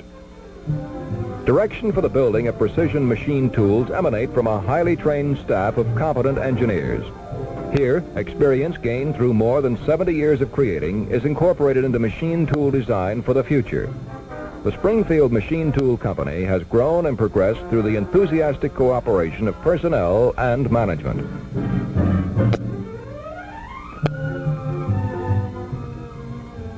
This is a Springfield 3TR rail-type grinder capable of grinding outside diameters, inside diameters, faces, shoulders, and tapers, both internally and externally. It features an adjustable cross rail. As final assembly nears completion, skilled workmen thoroughly check each part for correct fit and proper operation. They add the final touches that make a Springfield grinder an outstanding tool in its field. The machine is controlled from a pendant station, which can be moved around for the convenience of the operator. An outstanding feature of this machine is the interchangeable grinding spindles that can be used for a wide variety of jobs, from a half-inch hole up to a hole as large as the table, and from a fraction of an inch deep to 24 inches deep. Grinding the work table is the last step in final inspection. Here, the machine is being used to grind the internal bore and adjacent face of the bore of a large hydromotor to extremely close tolerances. The smaller 2ATR Springfield vertical grinder is another size in an integrated series of grinders. This is a fixed cross-rail 2ATR grinder and performs all of the operations as the aforementioned 3TR grinder.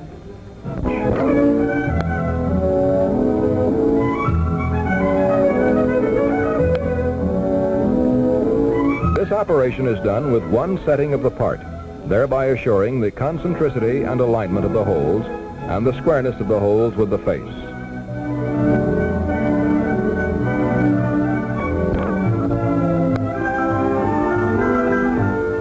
The PR-1A automatic grinder is a high-production two-station machine. Both stations perform identical operations. This machine is grinding the internal thrust face of an automotive transmission part. It is only necessary for the operator to load, start the cycle, and unload. Protective guards are left open so that the operation of the machine may be observed.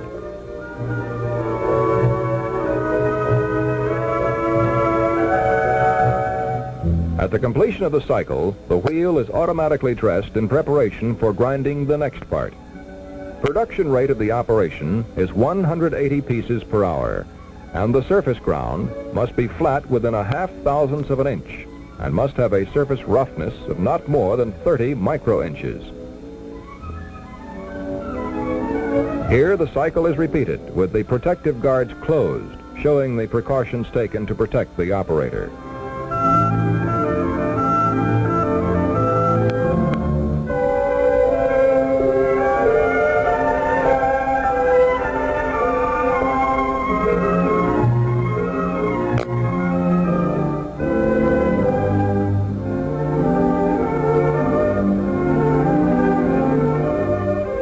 This is a machine of the similar type, but is being used to grind the mounting pads on the back side of the part shown in the previous picture.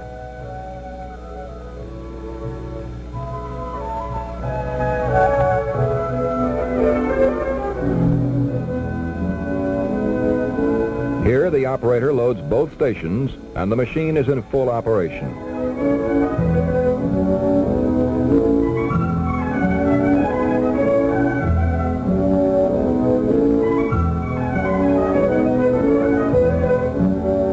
Again, the wheel is automatically dressed to maintain the finish and accuracy required on the part.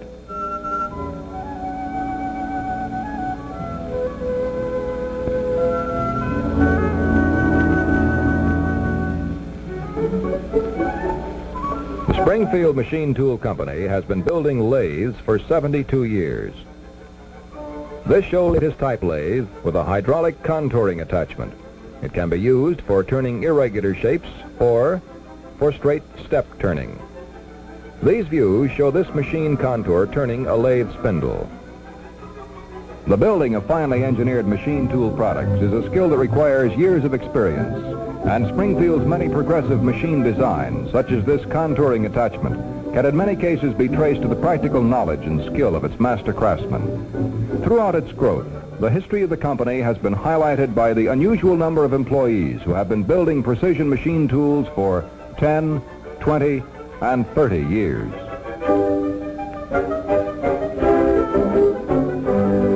Frequently, these same craftsmen who have spent their working years at Springfield have been succeeded in their jobs by their sons.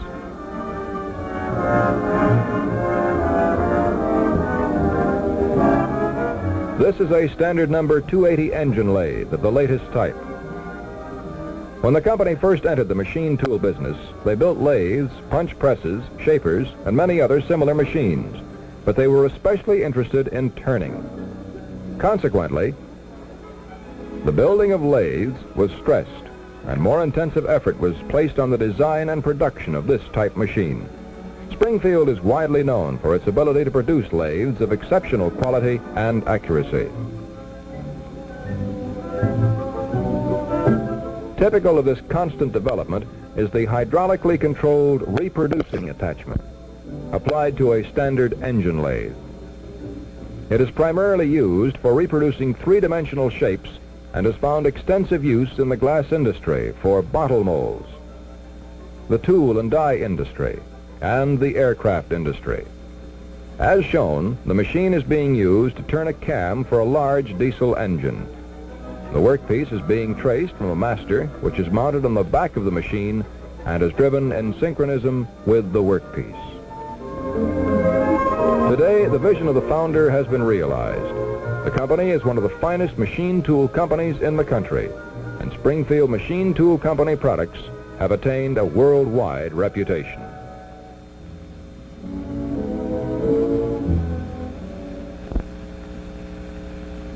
Springfield is better known throughout the United States because of Quick Manufacturing Incorporated. Under the able leadership of its president, James L. Quick, the hiring staff assures top quality design. Leaving no detail manufacturing by testing can control more fully the quality of the finished product. Skilled machinists use the best equipment to produce components that will give top performance over the longest possible period of time. Another important reason for quality in Springfield products is the policy of producing for themselves as many of these component tool craftsmanship. Machines can never duplicate man's years of experience.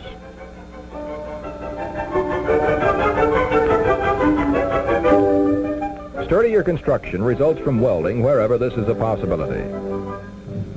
Extreme care is taken to make certain that the parts to be used in the construction of a perfect, completed product. At every point in the manufacture of the products, competent, conscientious men and women are behind the quality products of Quick Manufacturing. Precision drilling of predetermined patterns assures perfect alignment of every part. The use of multiple drills is another factor in increased production, thus lowering cost.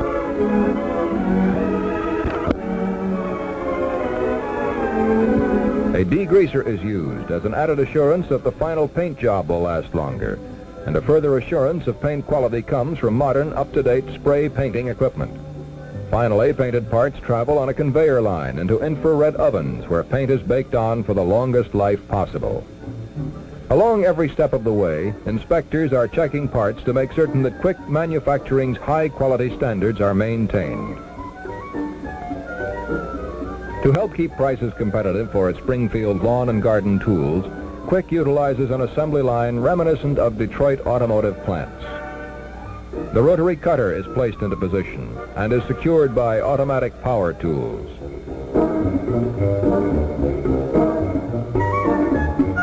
When completed, the Springfield mower is put through a thorough final inspection.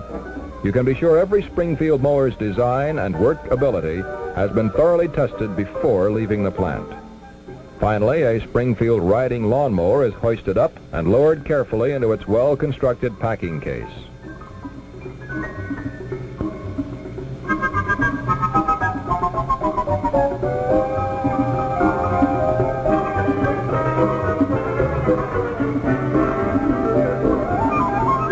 The same production line technique can be seen on other Springfield products. First come the sub-assemblies of mowers. Competent hands assemble the many component parts, and another quick garden tool takes shape. Then the handles, controls, and other parts for the final assembly of this beautifully designed, top-quality product.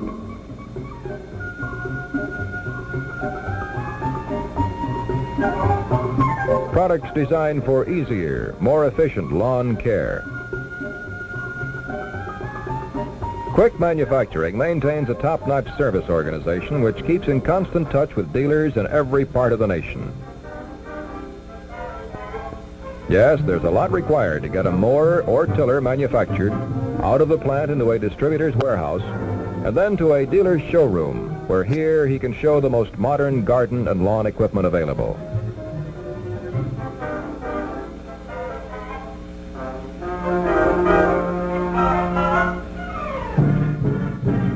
Here he assures the customer of excellence, ruggedness, and dependability of the Springfield products.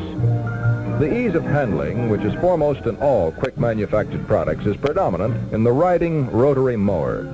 No matter what type of terrain on which your home is situated, the riding mower will make your lawn level and more beautiful than ever before.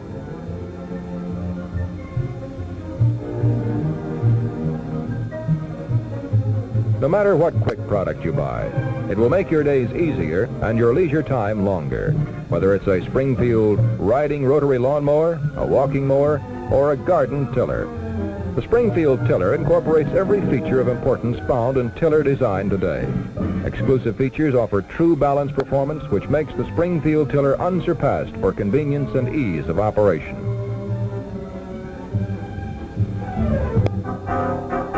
Quick Manufacturing, another leader in Springfield's industrial family. Springfield's strategic location is the heart of industrial America on major highways, and on dependable rail arteries make it an attractive place to do business. The ready labor market, the cordial reception from civic organizations and Springfield folks themselves, but industry is not the only thing which makes Springfield a great place to live. Honest, efficient government is one more important reason why Springfield is a success. The Springfield Police Department is an outstanding example of what the best in men and the best in scientific equipment can do. In their constant battle to keep our streets safe for everyone, drivers and pedestrians alike, no area is overlooked. Traffic studies are made to pinpoint trouble centers. The need for continuous study in new firefighting techniques and better fire prevention methods is constantly on the minds of Springfield's expertly trained firefighting force. An accelerated training program continues in all phases of firefighting.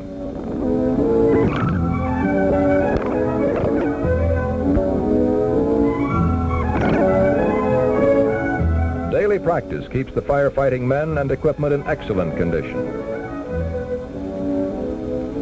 The fine and well-equipped hospitals, staffed by competent personnel, are doing a first-rate job of keeping our city healthy and vigorous. Springfield is forging the future of its town, country, and the world through its outstanding school system. The combination of excellent buildings and dedicated teachers is unique in Springfield following the tradition that marks it as a city of progress. Behind this is the desire to provide the young people the finest possible education that will equip them to meet the challenges and the problems of their world. The churches of Springfield symbolize the eternal vitality, the very spirit of life. The people of Springfield are given the opportunity to commune in the church of their choice. Yes, Springfield looks after the well-being of its citizens with active church groups of many religious denominations. The churches of Springfield welcome newcomers to the community. It is the people of Springfield, who live in Springfield, that make it great, more than the material objects which these people have built and made. And it is the people, friendly, warm, and with faith in the future, that make Springfield a city of progress.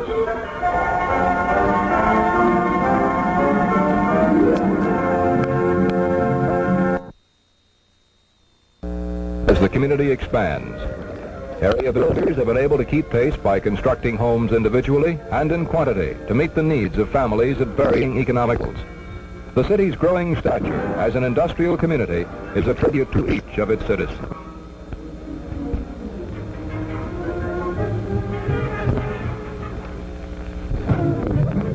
Since 1884, the Kissell Company has played a leading role in developing Springfield. The firm was originally organized to sell real estate, but as it grew and with Springfield, operations were expanded to a much broader base.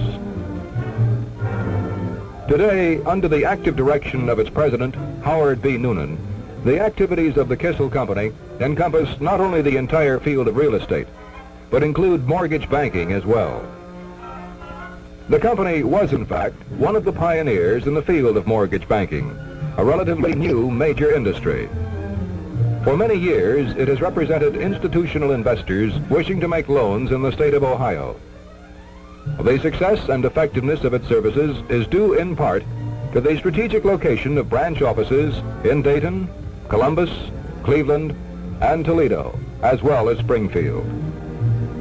From the conference room, where company executives reach policy decisions, to the spacious offices where the decisions are carried out, the Kissell organization is a smoothly functioning team. Working conditions are above the average, even in this industry, which is known for its pleasant business environment.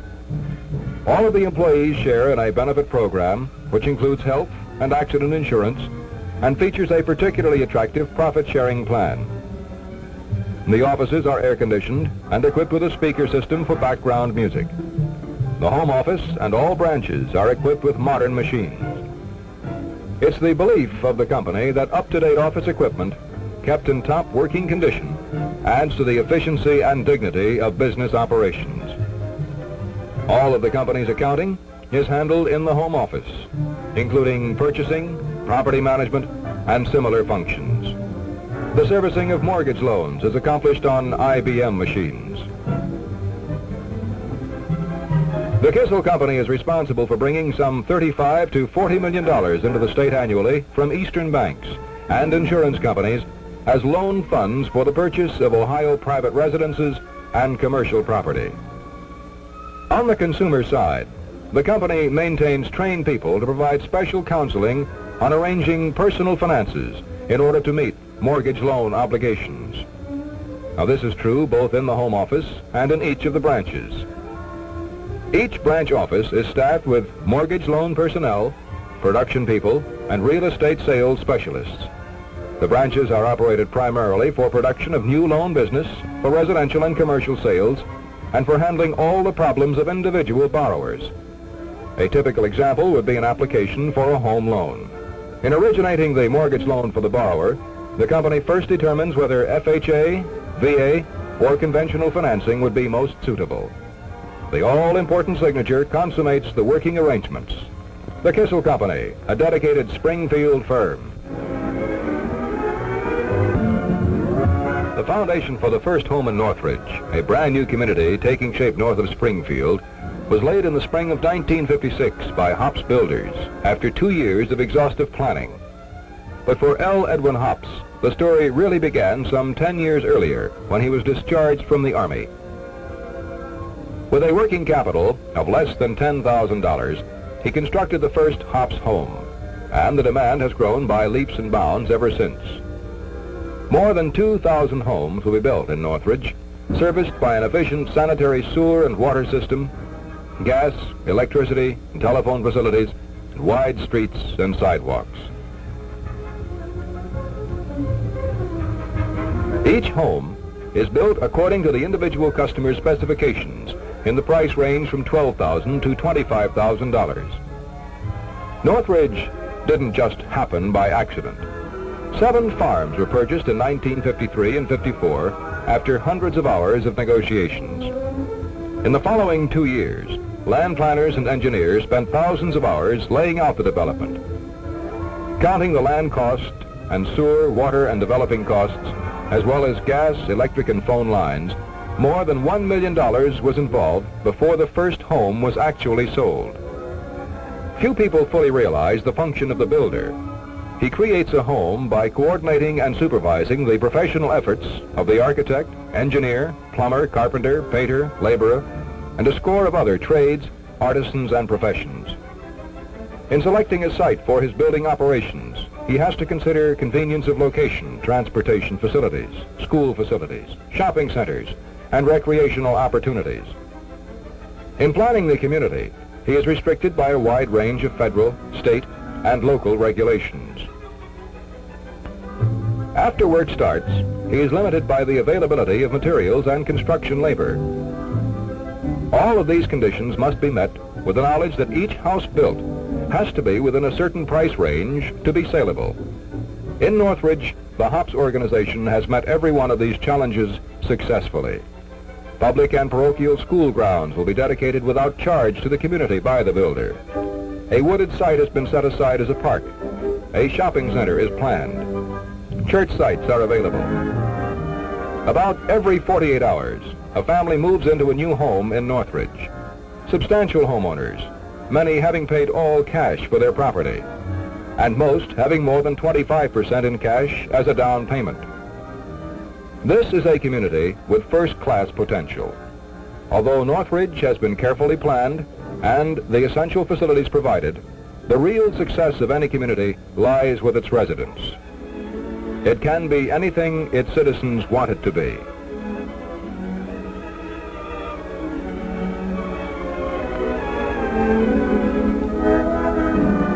HOPS Builders has in the past and will continue to cooperate with civic groups in helping to reach goals beneficial to the community. The Guardian Bank has been a landmark on South Limestone Street in Springfield since 1915. But the bank's western office is an offspring of the parent organization, opening to serve the public in 1953. And as recently as 1958, a drive-in teller window was installed, along with larger facilities for other services. The new drive-in window, capable of handling in excess of 45 automobiles per hour, has greatly complemented the full banking conveniences available at the western office. The motorist never leaves his car. The teller extends a tray to the auto window, and the customer deposits whatever paperwork is necessary to conduct the particular transaction. The operation is completed in a matter of seconds. Consumer financing, an integral part of the American economic system, is one of the important services offered to the community. Officers with years of training are ready at all times to discuss and arrange financing to meet individual needs. Business is handled confidentially and in a friendly atmosphere that puts a customer at ease. The modern lobby features soft lighting, rich furnishings, draperies, and carpeting, and the periodic displaying of products and materials manufactured by local industrial concerns. Every facility offered by major modern banks is available at the Western office. Customers find the night depository a convenient and safe way to bank after hours. Modern banking is made more efficient by the use of proof machines to process the day's work and high-speed bookkeeping machines. Deposits are posted and checks charged against accounts with many times the speed and accuracy of the old-time green eye-shade bookkeeper. Fires and thefts in homes take a heavy toll in jewelry, money, and other valuables each year. The safety deposit box, another service of the Guardian Bank, provides valuables with 24 hours a day protection. Items can be removed or added to the box in the complete privacy of rooms especially designed for the comfort of box holders. Trained personnel are always on hand to offer assistance. The guiding policies that have developed the bank into a trusted institution are made by the board of directors, community leaders who help make Springfield a city of progress.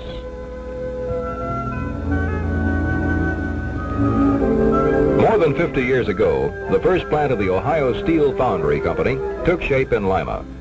In 1916, the Springfield plant was constructed in the days of the First World War.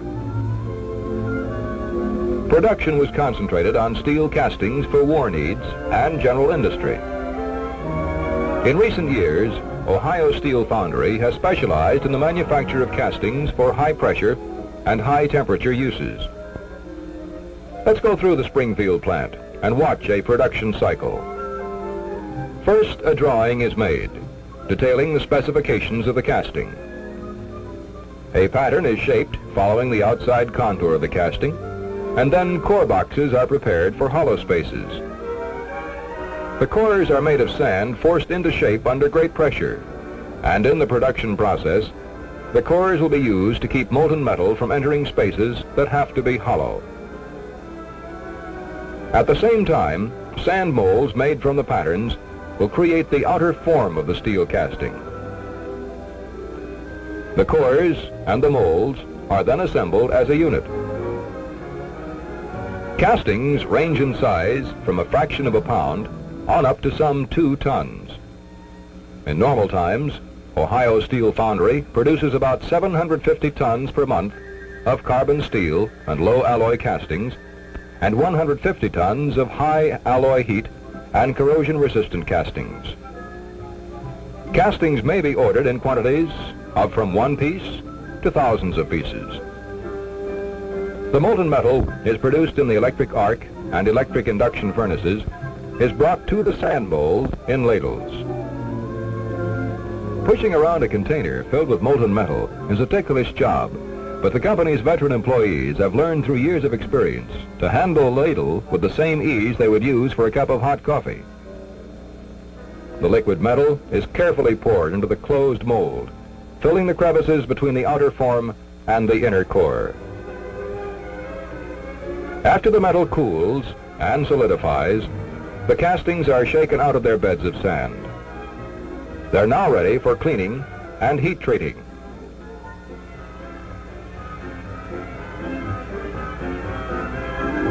Excess metal is removed by burning, grinding, and special blasting.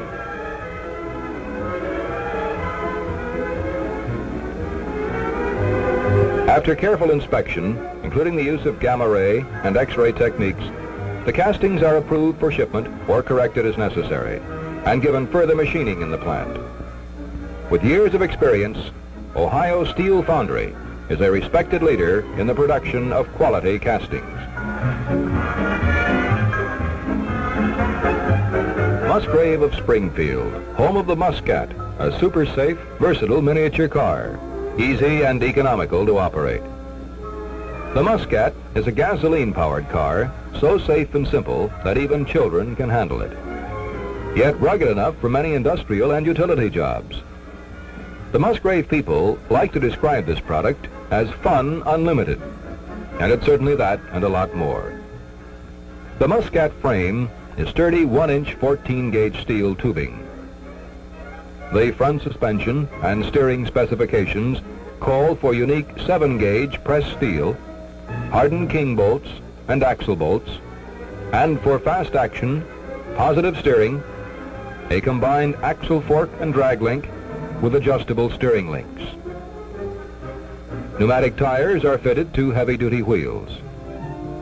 Overall length of the unit is 61 inches.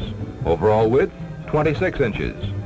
The Muscat's fighting weight, 147 pounds, and it stands 35.5 inches high. Actually, the Muscat is a stripped-down one-seater. It's available completely assembled and ready to drive, or in a do-it-yourself kit, with or without engine. Completely assembled cars are powered with a 4-cycle Clinton long-life cast-iron engine capable of speeds up to 30 miles an hour. It can be geared down to cruise at 4 or 5 miles an hour for children. Although the car is designed to be used as is, hobbyists and industrial users can easily attach a streamlined body or functional accessories. The entire car can be put together in a short time without the need for special tools. The seat is of the bucket type with covered foam rubber back and firewall. A leather covering adds to the beauty and wearability of the seat unit. The 4-cycle Clinton engine is 3 or 3.5 horsepower rated. The engine and transmission are mounted on one plate. A heavy-duty nylon belt runs from the engine to the transmission, and a number 40 chain connects the transmission to the right rear wheel. The controls are an easy-to-handle 12-inch steering wheel, a foot accelerator, and a handbrake. Because of its low center of gravity, the Muscat can be driven safely on uneven hilly ground, as well as on lawns, paved areas, and dirt tracks. A rugged roll bar adds to the safety of the car. The Musgrave Company has discovered that their powerful little vehicle has countless uses in a wide variety of fields. Adults or children can be the drivers in miniature races on tracks that can be improvised almost anywhere. The Muscat teaches youngsters the fundamentals of driving. It's widely used by amusement parks and in recreation areas of drive-in theaters. In industry, wherever economical short-range transportation is needed, the Muscat saves miles of walking. For man or boy, for work or play, the Musgrave Muscat is one of the most useful of Springfield's products. From a small beginning in the Depression year of 1934, the Carpenter Lithographing Company has matured into one of the nation's most modern and complete lithographic services. Sales, art, and production people work as a team at Carpenter. From the initial sketch through the various phases of production to the finished piece, every job is carefully planned and tailored to the customer's individual needs. Since the war years, the offset lithography printing method has earned overwhelming approval. Type is set on modern photosetter machines. The bar of lead on the old linotype machine has been replaced by a camera.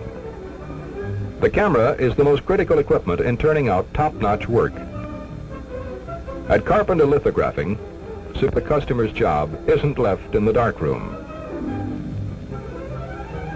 After many individual pieces of film are assembled or stripped into the complete job, the total film image must be transferred to the printing plate. Extreme care and craftsmanship are vital in this department. Humidity and temperature factors are carefully checked to maintain absolute controls. The plates are chemically coated before the film is placed on the plates to be exposed to strong arc lights. In a sense, this operation can be compared to that of making an ordinary photographic print, except that the need for accuracy is absolute and the margin of error greater. Precision cutting equipment is utilized in Carpenter's finishing operations. Saddle-stitched books are handled on a multiple station gang stitcher. One of the firm's machines is capable of gathering, stitching, and trimming 5,000 books an hour with just 3 operators. The bindery is designed for fast quantity delivery. The 3-knife trimming unit will cut down 15,000 16-page catalogs an hour with a total weight of 1,700 pounds. A conveyor belt runs from the trimmer past drilling machines, tying machines, and ends at the boxing rack. The complex offset presses are the heart of the Springfield firm's operations. Here, the Mann 2-color 36-inch offset press turns out faithful reproductions of lithographed material, resulting in printed pieces of the highest quality. The latest addition to the Carpenter press room, and the real gem of the firm's press facilities, is the 2-color web-fed unit. It can process 40,000 pounds of paper a day. In the future, as in the past, the Carpenter Lithographing Company of Springfield is pledged to create and maintain satisfied customers. Cleaning magic, laundry magic. That's the sign in front of the Springfield Laundry Company, where service is rendered to the community actually not by magic, but by skilled workers using modern methods and machines. Soiled laundry and garments for dry cleaning arrive and are checked in immediately. Then presto, they're sparkling clean. Not quite as fast as that, but in a remarkably short time. Quality protection is the password, without loss in vital minutes. Let's see how it's done. In the dry cleaning plant, soiled garments are checked in, shop tickets are issued, and the final invoice is prepared. The clothes are loaded into a dry cleaning machine, which operates on the Springfield Laundry's famous Sanitone dry cleaning process. The humidity in the machine is kept under precise control. Only the most superior dry cleaning detergents are introduced into the machine. Tumbling action thoroughly deodorizes the clean clothes, while possible shrinkage is avoided by careful control of temperature at all times.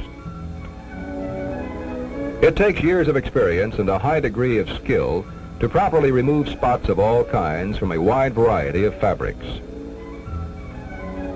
The company's staff of expert finishers specialize in the pressing of various fabrics and items requiring more than the usual attention. For example, a pair of wool trousers requires different handling than a silk skirt. For drapes, a fascinating device called an adjust-a-drape machine. Before any garment gets out of the dry cleaning department, it is carefully inspected not only once, but often 2 or 3 times. If all is well, the garment is placed in a plastic covering for protection en route to the customer's home and in the customer's closet. Let's move on to the laundry department, where an exclusive English poly machine is used to identify the articles. A washman loads nets of work into a 2-pocket washer. Soiled laundry passes through 5 sudsings and 7 rinses for a thorough but gentle cleansing of dirt. Zero soft water is used for maximum effectiveness. The plant's water softening machines need about 3 carloads of salt a year to turn out as much as 75,000 gallons of soft water a day. Modern equipment enables a Springfield laundry to give sheets, pillowcases, and other flat work a crisp, starch-like finish, though no starch is used. Missing buttons on shirts are replaced. The newest equipment and the highest skilled employees combine to produce beautifully ironed shirts. Here, a bosom cabinet press form is used by a skilled operator. 2 of these operators can turn out from 90 to 100 beautifully finished shirts in the space of an hour. After a shirt leaves the bosom press, it is handled by the cabinet sleever, which presses both sleeves at the same time, and then the shirt is quickly and efficiently folded by mechanical means. Here again, as in the dry cleaning plant, no garment leaves the department until it passes a close inspection. The shirts are placed in plastic envelopes and then boxed to ensure their arrival in crisp and fresh condition at the customer's homes. The emphasis in the dry cleaning and laundry operations is speed without loss of quality. From the time your order is telephoned in, or the Springfield laundry roofman picks up your order, each customer's clothes are checked in, cleaned, spotted, pressed, inspected, packaged, and redelivered to the customer with care every step of the way. Yet Springfield Laundry Company schedules are rigidly maintained for full customer satisfaction.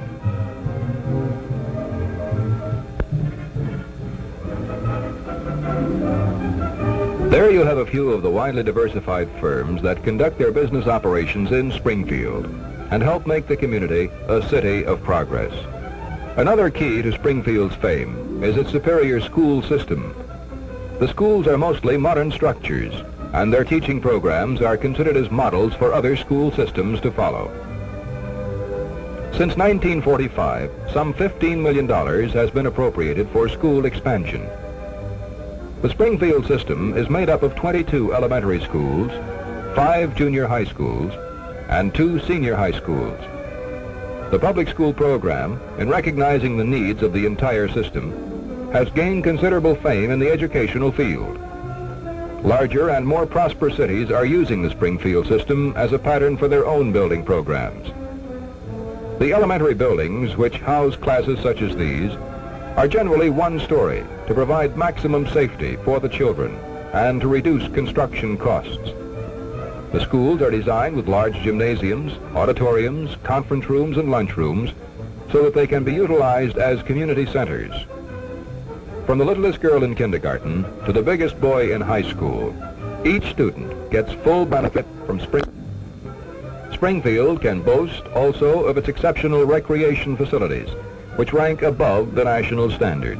The City Recreation Department, a full-time operating agency since 1955, is charged with meeting the year-round recreation needs of Springfield residents of all ages.